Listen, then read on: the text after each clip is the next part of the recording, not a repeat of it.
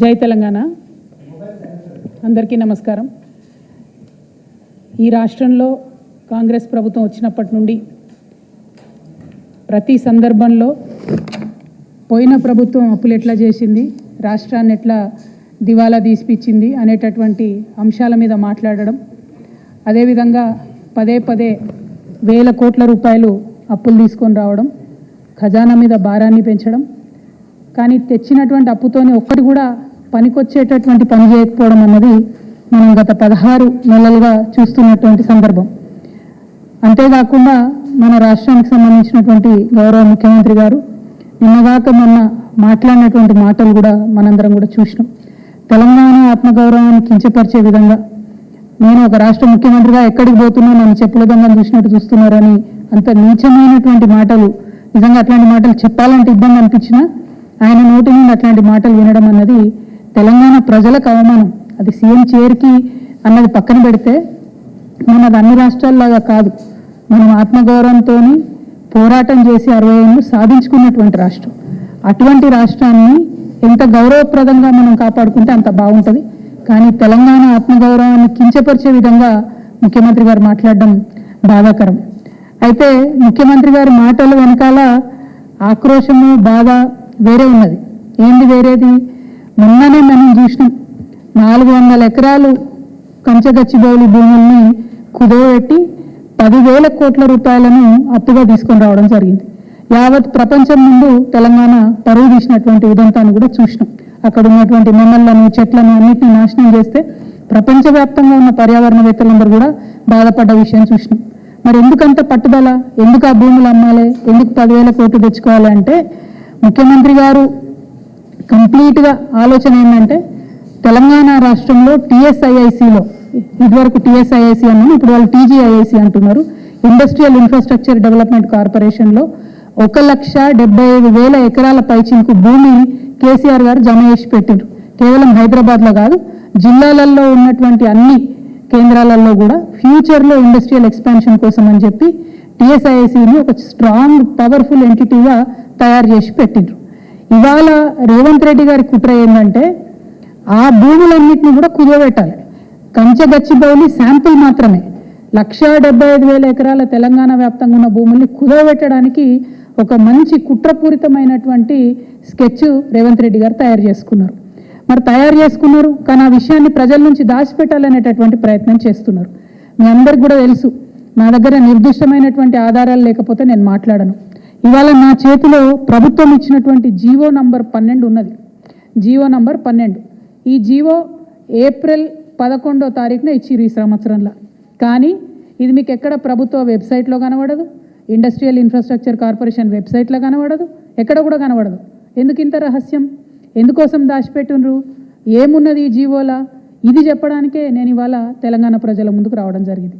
ఈ జీవోలో ఏం చెప్తుందంటే ప్రభుత్వము ఇప్పటి వరకు Telangana state industrial infrastructure corporation అనేటటువంటిది ఒక ప్రైవేట్ లిమిటెడ్ కంపెనీగా ఉన్నది.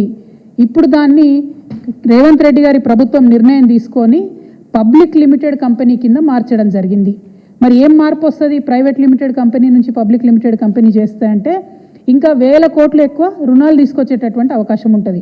మొత్తం తెలంగాణలో ఉన్నటువంటి 1,75,000 ఇండస్ట్రియల్ ఐడెంటిఫైడ్ భూములు ఏవైతే ఉన్నాయో వాటిని అన్నిటినీ కూడా స్టాక్ ఎక్స్చేంజ్లో కుదవబెట్టేటటువంటి అవకాశం వస్తుంది. అందుకోసమే ప్రైవేట్ లిమిటెడ్ కంపెనీ ఉన్నటువంటి టీఎస్ఐఐసిని ఇలా పబ్లిక్ లిమిటెడ్ కంపెనీగా రేవంత్ రెడ్డి గారు మార్చడం జరిగింది. మార్చడంతోనే దీంట్లో ఏమొచ్చింది, ఇదే జీవోలో చెప్తారు.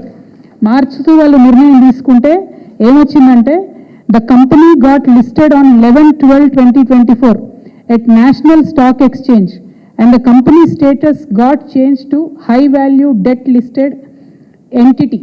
అంటే హై వాల్యూలో డెట్ తీసుకోవడానికి, అప్పులు తీసుకోవడానికి, 1,000 కోట్ల అప్పులు తీసుకోవడానికి ద్వారాలు తెరిచినటువంటి ప్రభుత్వం, కాంగ్రెస్ ప్రభుత్వం తెరిచినటువంటి ముఖ్యమంత్రి గారు రేవంత్ రెడ్డి గారు.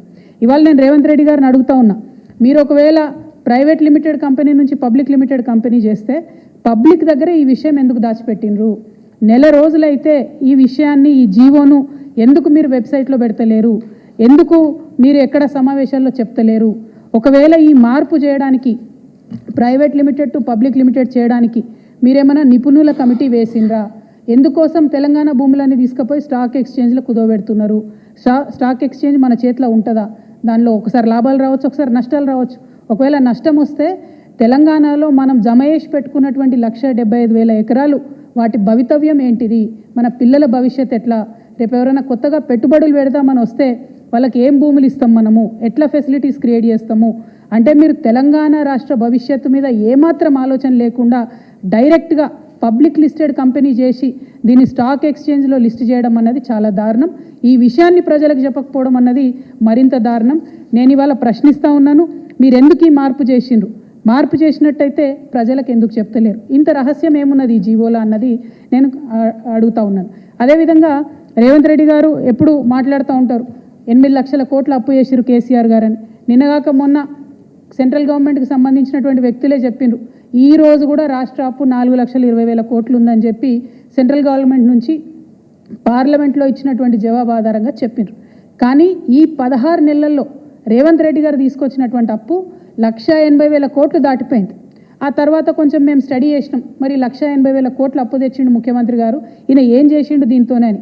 ఒక ప్రాజెక్టు కట్టలేదు, పూర్తిగా రైతు భరోసా ఇవ్వలేదు, పూర్తిగా రైతు బీమా ఇవ్వలేదు, పూర్తిగా రుణమాఫీ చేయలేదు, ఒక పెన్షన్ పెంచలేదు, తులం బంగారం ఇవ్వలేదు, మహాలక్ష్మి పథకం పెట్టలేదు, ఆడపిల్లలకు స్కీమ్ ఇవ్వలేదు, ఏమి ఇవ్వలేదు. కానీ తెచ్చిన 1,80,000 కోట్లు మాత్రం ఆరత కర్పూరం కరిగిపోయినట్టు కరిగిపోయినాయి.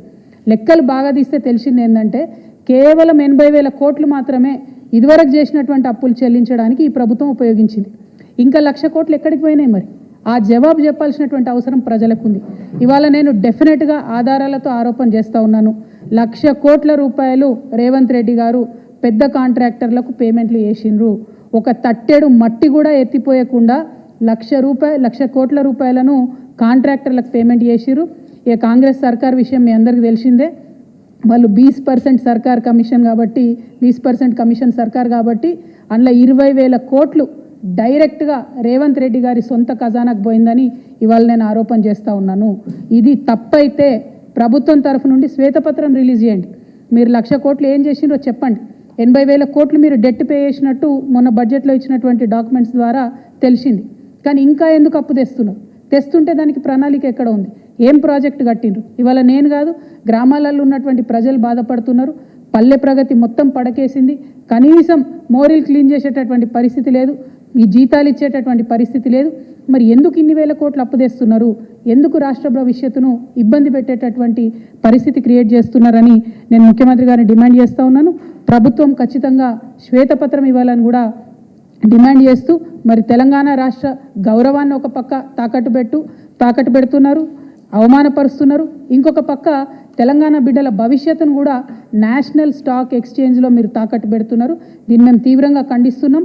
ఒకవేళ మీరు ప్రైవేట్ లిమిటెడ్ కంపెనీ నుండి పబ్లిక్ లిమిటెడ్ కంపెనీని చేయడంలో నిపుణుల యొక్క సూచనలు లేకపోతే ఈ నిర్ణయాన్ని వెనక్కి తీసుకోవాలని కూడా ఈ సందర్భంగా నేను ప్రభుత్వాన్ని డిమాండ్ చేస్తున్నాను. సరైనటువంటి రీసెర్చ్ చేసిన తర్వాతనే ఇట్లాంటి మార్పులు జరగాలి, అది కూడా ప్రజల నాలెడ్జ్లో ఉండి జరగాలని చెప్పి నేను ప్రభుత్వాన్ని డిమాండ్ చేస్తూ ఉన్నాను. Thank you. జై తెలంగాణ.